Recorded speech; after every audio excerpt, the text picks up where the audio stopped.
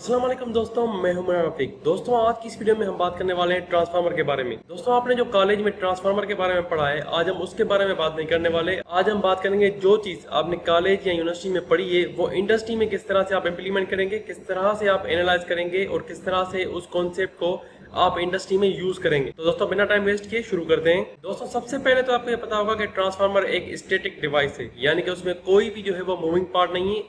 Transformer को हम static device कहते हैं क्योंकि उसमें कोई भी मूविंग पार्ट नहीं होता। ट्रांसफार्मर एक ही जगह पे होता है, उसका कोई भी ऐसा इक्विपमेंट नहीं है, उसका कोई भी ऐसा पार्ट नहीं है जो कि मूविंग कंडीशन में हो।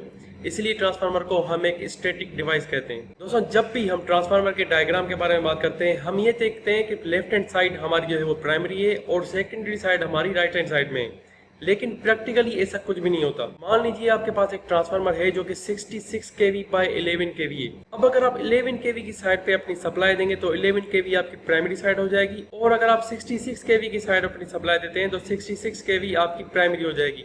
इंडस्ट्रीज में प्रैक्टिकली 11 केवी या 66 केवी प्राइमरी या सेकेंडरी, लेफ्ट या राइट, कोई भी चीज फिक्स नहीं होती। आपका अगर ट्रांसफार्मर 66 केवी बाय 11 केवी है तो आप किसी भी साइड पे अगर सप्लाई देंगे तो वो आपकी प्राइमरी हो जाएगी। इस चीज पे डिपेंड नहीं करता कि वो राइट साइड पे है या लेफ्ट साइड पे है। तो ये चीज भी आपको जहन में होनी चाहिए कि प्रैक्टिकली आप जिस साइड पे सप्लाई देंगे वो लेफ्ट पे हो या राइट पे हो, वो आपकी प्राइमरी हो जाएगी। इस चीज पे डिपेंड नहीं करता यहाँ पे ट्रांसफार्मर पे कि लेफ्ट साइड पे आपकी जो है वो प्राइमरी होगी और राइट साइड पे आपकी सेकेंडरी होगी। दोस्तों, इसके अलावा हम यूनिवर्सिटीज में पढ़ते हैं कि एक स्टेप अप ट्रांसफार्मर होता है और एक स्टेप डाउन ट्रांसफार्मर होता है, लेकिन प्रैक्टिकली ऐसा कुछ भी नहीं होता। मतलब ट्रांसफार्मर स्टेप अप और स्टेप डाउन तो होते हैं, लेकिन ये दोनों अलग अलग ट्रांसफार्मर्स नहीं है। हमें यूनिवर्सिटीज में ये सिर्फ समझाने के लिए पढ़ाया जाता है कि एक ट्रांसफार्मर की कैटेगरी है जो कि स्टेप अप है और एक ट्रांसफार्मर की कैटेगरी है जो कि स्टेप डाउन है। प्रैक्टिकली जब आप इंडस्ट्रीज में जाएंगे तो एक ही ट्रांसफार्मर आपका स्टेप अप भी होता है और एक ही ट्रांसफार्मर आपका स्टेप डाउन भी हो सकता है। एट ए टाइम वो या तो स्टेप अप होगा या तो स्टेप डाउन होगा, लेकिन एक ही ट्रांसफार्मर आपका स्टेप अप भी हो सकता है, आपका स्टेप डाउन भी हो सकता है। अब हमने यहाँ पे जैसे एक एग्जांपल दिया कि यहाँ पे 66 केवी बाय 11 केवी का ट्रांसफार्मर है, तो अगर आप इनपुट सप्लाई 66 केवी में देंगे तो आपको ये 66 केवी को 11 केवी में कन्वर्ट करके स्टेप डाउन करके देगा, तो ये स्टेप डाउन ट्रांसफार्मर हो जाएगा। अगर यहीं पे आप 11 केवी की सप्लाई 11 केवी के इनपुट पे देंगे तो ये 11 केवी को 66 केवी में कन्वर्ट करके स्टेप अप ट्रांसफार्मर करके देगा।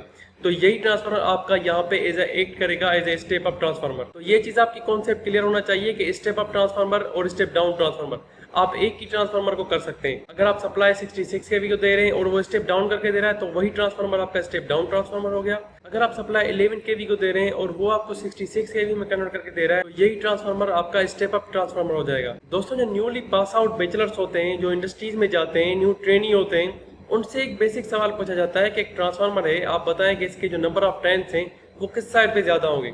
मान लीजिए एक 66 केवी बाय 11 केवी का ट्रांसफार्मर है, हम उसी एग्जांपल को ले लेते हैं, तो वहां पे आप कौन से साइड पे आपके नंबर ऑफ टर्न्स ज्यादा होंगे। N2 bye N1 equals to V2 bye V1। तो ये इक्वेशन ट्रांसफॉर्मेशन रेशियो की इक्वेशन है।